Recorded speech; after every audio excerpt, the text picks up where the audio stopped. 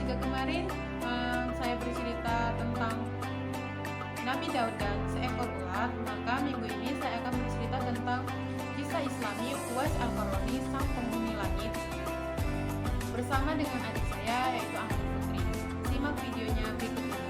Baiklah, jika kemarin kita bercerita tentang Nabi Daud dan seekor ular, maka minggu ini kita akan bercerita tentang Uwais Al-Qarani, pemuda terkenal di langit.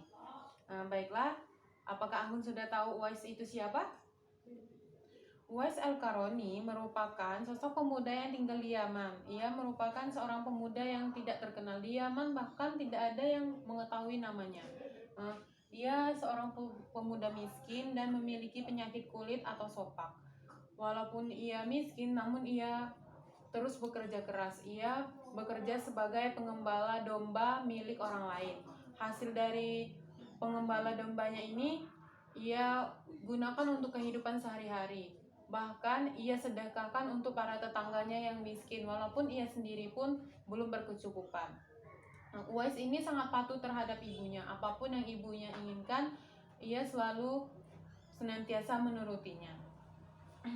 Uwais ini walaupun tidak terkenal di bumi, namun Rasulullah pernah mengatakan bahwa ia merupakan sosok yang terkenal di langit karena kecintaannya terhadap Allah. Sebab kecintaannya kepada Allah, mengapa Allah cinta terhadap Uwais ini? Karena ia patuh dan sangat hormat terhadap ibunya. Walaupun ibunya sakit lumpuh, ia tetap senantiasa selalu merawat ibunya. Suatu waktu Uwais sedang duduk bersama ibunya. Kemudian Uwais ini sangat cinta terhadap Rasulullah. Ia melihat para tetangganya banyak yang pulang dari Madinah menemui Rasulullah. Timbullah rasa rindu Uwais terhadap Rasulullah. Kemudian ia menyampaikan niatnya kepada sang ibu bahwa ia ingin pergi ke Madinah untuk menemui Rasulullah, untuk melepas rasa rindunya kepada Rasulullah. Kemudian sang ibu pun mengizinkan Uwais untuk pergi ke Madinah dengan satu syarat. Setelah menemui Rasulullah, Uwais harus segera pulang lantaran ibunya yang sakit ini. Sebelum berangkat pun Uwais menyiapkan segala keperluan sang ibu. Ia menitipkan ibunya kepada tetangganya, namun keperluannya sudah ia cukupi atau penuhi. Setelah melakukan perjalanan yang cukup jauh, tibalah Uwais di rumah Rasulullah. Namun sayang, Rasulullah tidak sedang berada di rumah karena ia sedang melakukan peperangan bersama para sahabat. Uwais pun hanya bertemu dengan istri Rasulullah, yaitu Aisyah. Kemudian Uwais menyampaikan salamnya kepada Aisyah. Waktu berlalu, kemudian tibalah saatnya Rasulullah pulang dari peperangan.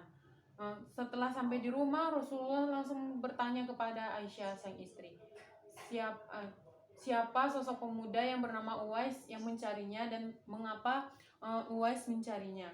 Namun Aisyah terkejut, kan Aisyah belum bercerita kepada Rasulullah bahwa ada sosok pemuda yang mencarinya.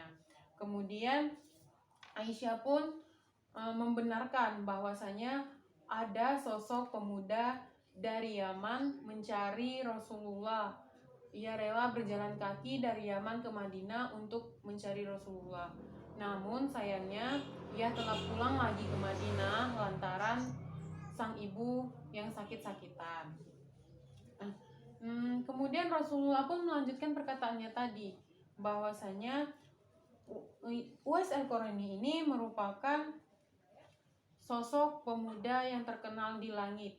Ia memiliki tanda di bagian telapak tangannya, tanda putih karena penyakitnya tadi, jika para sahabat ingin mengenalnya. Kemudian Rasulullah berpesan kepada Umar dan Ali bahwasanya bila mereka bertemu dengan Uwais, maka mintalah Uwais untuk mendoakan mereka. Waktu pun berlalu, Rasulullah meninggal dunia. Kemudian kekhalifahan dilanjutkan oleh Umar. Kemudian kekhalifahan dilanjutkan dengan Umar. Waktu berlalu pun Umar dan Ali mengingat pesan dari Rasulullah bahwasanya harus mencari Uwais ini tadi untuk meminta doa, dan mereka pun segera berhijrah dari Madinah ke Yaman untuk mencari di mana Uwais ini tadi dengan petunjuk yang telah dikasih Rasulullah tadi. Di lain kisah pun Uwais ini merupakan sosok yang sangat patuh terhadap orang tuanya. Ia senantiasa selalu mengikuti keinginan ibunya. Ketika sebelum berangkat menemui Rasulullah ini tadi, ada sebuah kejadian ketika sang ibu meminta untuk diikhtiarkan ke haji. Hal ini menjadi beban, bukan beban sih, menjadi pikiran di Uwais. Ia berpikir bagaimana caranya agar sang ibu bisa pergi ke haji, sedangkan ekonomi mereka tidak memungkinkan. Uwais berpikir keras bagaimana ini caranya supaya ibunya ini bisa pergi ke haji seperti orang-orang, sedangkan walaupun mereka tidak punya uang. Dan timbullah suatu pemikiran Uwais untuk jalan keluarnya ini tadi. Ia membeli seekor anak lembu. Kemudian ia berlatih terus selama 8 bulan, membawa anak lembu itu ke sebuah bukit dan berlatih setiap hari membawa anak lembu itu turun naik bukit, sehingga ia sudah terbiasa dengan beban yang ia pikul, hingga anak lembu itu beratnya mencapai 100 kilo. Dan ia pun memutuskan pada musim haji membawa ibunya dari Yaman untuk pergi ke haji itu dengan digendong selama berhari-hari dengan jarak yang sangat jauh. Tiba di Mekah atau tiba di tanah suci pada saat tawaf, pada saat melakukan tawaf haji, Uwais selalu menggendong ibunya. Waktu tawaf di Arafah di depan Ka'bah, Uwais ini berdoa bukan untuk dirinya melainkan untuk ibunya. Ia berdoa, "Ya Allah, ampunilah dosa ibuku." Kemudian ibunya bertanya, ibunya heran mengapa ia mendoakan ibunya sedangkan dirinya sendiri tidak.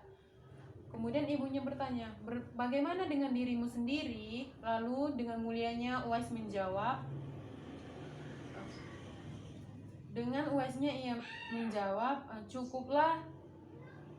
Cukuplah ridho ibu yang membawaku ke surga." Dan ibunya pun menangis mendengar jawaban dari Uwais ini. Itulah ketulusan seorang Uwais. Ia mendoakan ibunya untuk diampuni dosanya, namun tidak dengan dirinya sendiri. Padahal bisa saja ia meminta untuk disembuhkan penyakitnya ini tadi. Namun karena kemuliaannya ini, Allah menurunkan karunia untuknya. Seketika penyakit Uwais ini sembuh, hanya tersisa 1 bulatan kecil di telapak tangannya. Itu untuk Ali dan Umar mengenalinya tadi. Nah, Ali dan Umar ini tadi kan melakukan perjalanan. Ia melakukan perjalanan untuk menemui Uwais. Nah, tibalah mereka di tempat Uwais ini berada tadi. Umar dan Ali sudah tiba. Kemudian mereka menyampaikan salam kepada Uwais. Namun Uwais sedang melakukan sholat. Setelah sholat, Uwais menjawab salam dari mereka, kemudian berjabat tangan. Setelah berjabat tangan, Ali langsung membalikan telapak tangan dari Uwais ini tadi untuk melihat tanda yang telah disampaikan oleh Rasulullah tadi. Kemudian Ali bertanya, "Wahai pemuda, siapakah namamu?" Kemudian Uwais menjawab, "Namaku Abdullah." Tertawa. Kemudian mendengar jawaban dari Uwais ini, Ali dan Umar tertawa. "Kami juga Abdullah, hambanya Allah. Namun siapakah nama aslimu?" Kemudian ia menjawab, "Namaku adalah Uwais." Nah, setelah mengetahui nama Uwais ini tadi, mereka berbincang-bincang. Nah, di dalam pembicaraan ini diketahuilah bahwa ibu dari Uwais ini telah meninggal dunia.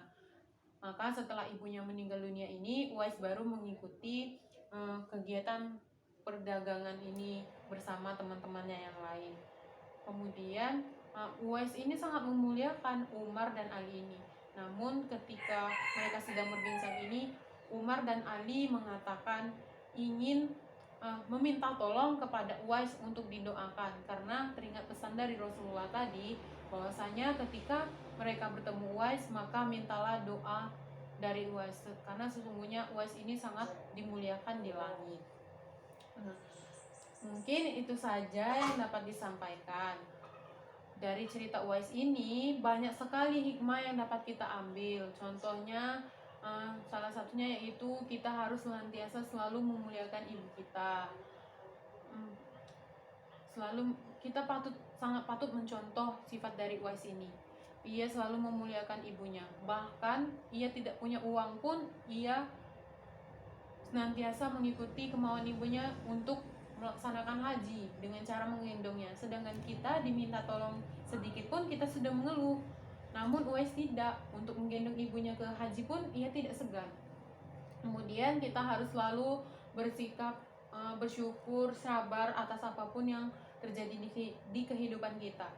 Lihat saja Uwais, ia dicaci maki tetangga, hidupnya miskin, ia mempunyai penyakit kulit, namun ia tidak pernah mengeluh kepada Allah atas apa yang Allah berikan, karena ia bersyukur atas apa yang telah diberikan Allah kepadanya. Namun di balik semua itu ia mendapatkan karunia. Karena ia senantiasa selalu bersyukur, disembuhkanlah penyakit yang ini oleh Allah atas buah kesabarannya ini tadi. Sekian yang dapat kakak sampaikan. Wassalamualaikum warahmatullahi wabarakatuh.